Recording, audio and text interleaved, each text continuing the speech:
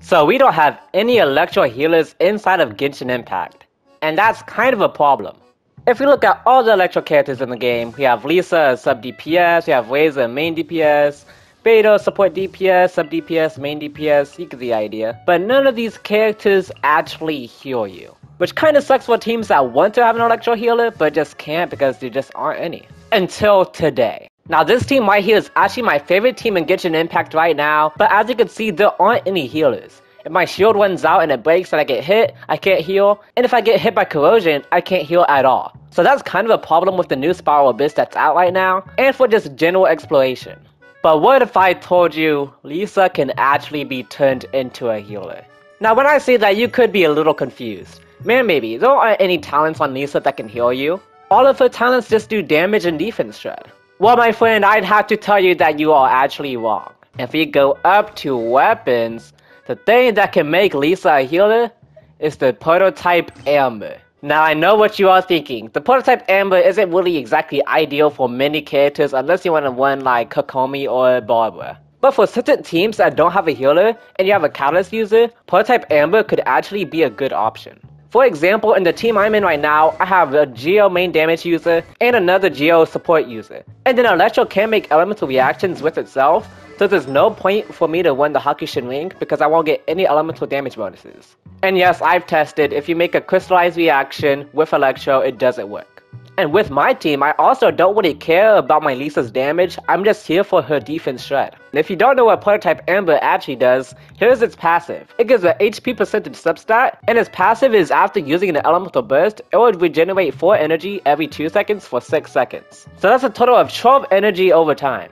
It'll also heal all party members for 4% of Lisa's HP every 2 seconds for 6 seconds as well. So a total of 12% of Lisa's HP will actually be given to her teammates. Now with this weapon on, my Lisa actually has a max HP of 18,355. So if you're looking for a healer on your team, you have a catalyst user, don't sleep on Prototype Amber. I'm not saying that you should make it right now at this second, but it is a good thing to consider. I've seen it land on some people that have Mona on their teams but don't have a healer, and it does still do pretty good. Especially in the current Abyss with all the Rift Hounds, because if you don't have a healer in there, you're kinda just screwed. But honestly, if you do want to build a healer Lisa, it is not a bad idea. Especially if you're just there for the defense shred and you can't make any elemental reactions like myself. So time to show you guys what my healer Lisa can do. So if we go ahead and take a little bit of fall damage, let's see, we can just jump off now. Okay, that's a bit of too much fall damage. So we're going to glide down, and let's fall from about here. Oh, okay, that was actually pretty close. Okay, so as you can see, oh no, I even have a Zhongli shield up. I cannot heal my Ningguang. If my Zhongli shield runs out, I'm dead. Well, if I switch over to Lisa, boom, 648 per tick. 648, 648. I know that's not that much, but honestly, I don't really need that much when it comes down to having a Zhongli shield. This is just a hypothetical. If my Ningguang was super ultra low, I could still heal a little bit. Now you could enhance this if you wanted to add more HP percentage artifacts, but I honestly don't really have to, because for Spiral Abyss and my other gameplay, since my Zhongli shield won't run out all too often, it's not really necessary to overheal like that. Now I'm actually going to hop into Spiral Abyss to give you guys a more accurate representation of what's actually going to happen. And there we go, now we're actually on the side with my Ningguang team with my healer Lisa. Since this is just a showcase for my Lisa, I'm not going to focus too much on the time. I just want to show you guys what this will actually do. So if I get hit by these Wolfhounds, you can see my characters will start losing HP from corrosion, and I just can't help anything about it if I do get hit.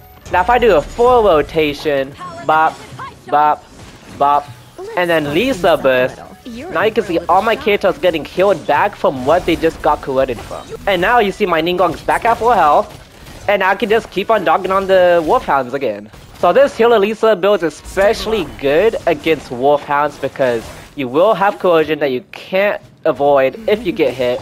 And since it's actually not too much, you can actually heal it all back with just Prototype Amber. Now the question is, how far can we take this Lisa healer build? So I'm actually going to start putting on healing artifacts, so I'll be right back in just a second. Okay, I am back, and I just basically took my Bennett's artifacts and put them on my Lisa, because I actually do want to see how much I can make my Lisa heal for. Now, my Lisa has 25,000 HP. Okay, now that we're over here, I'm going to pop my Lisa's burst. 881 per tick. That's nearly 1,000 per tick, so that's actually not pretty bad if you want to make a whole entire Lisa healer build.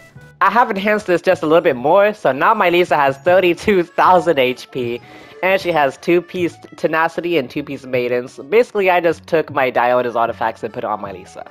So now let's actually test it now. Pop Lisa's Burst. 746 is actually a little less than before. Okay, so I guess for Prototype Amber, actually having healing bonus is actually better than just getting more HP. So that's actually pretty interesting. So yeah, that's basically all about my Lisa healer build. Basically, you're not going to do as much healing as like a dedicated healing character, but this is honestly a pretty fun build that I honestly enjoy, and it's just to add a little bit more healing to my team that can't have any healers, because this is my favorite team in the game right now.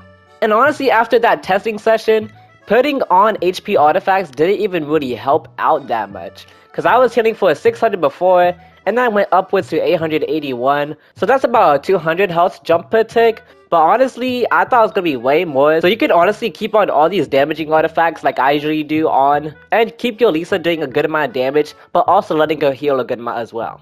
But yeah, I'm just praying that Yamika will be an electro healer, because if she is, I will be extremely happy, because I do want an electro healer character in the future.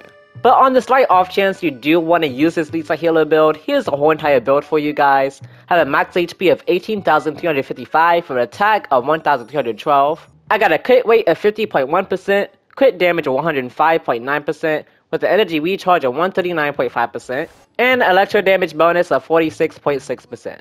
The weapon is a Prototype Amber, and my Prototype Amber is currently at level 80. And the artifact set is 4-piece Noblesse. And I'll scroll through all these artifacts just in case you want to see what they are, and if you want to see them, you can pause the video. Constellation 1, and all my talents are at level 8. So on the off chance you do want to use this build, that is the build right there. So that's basically all for me. I hope you guys enjoyed this video. This is a little bit of a wacky build and not viable at all. So if you do want to use this for extremely in-game content, I really don't recommend you do so. If you're not as bad as me, then you can just dodge and you'll be fine. But it is a fun build for me to use and anticipation for an electro healer hopefully in the future. Well, that's basically all for me. I hope you guys enjoyed this video. If you want more videos like this and you're new, please subscribe to the channel. And I'll see you guys in the next video.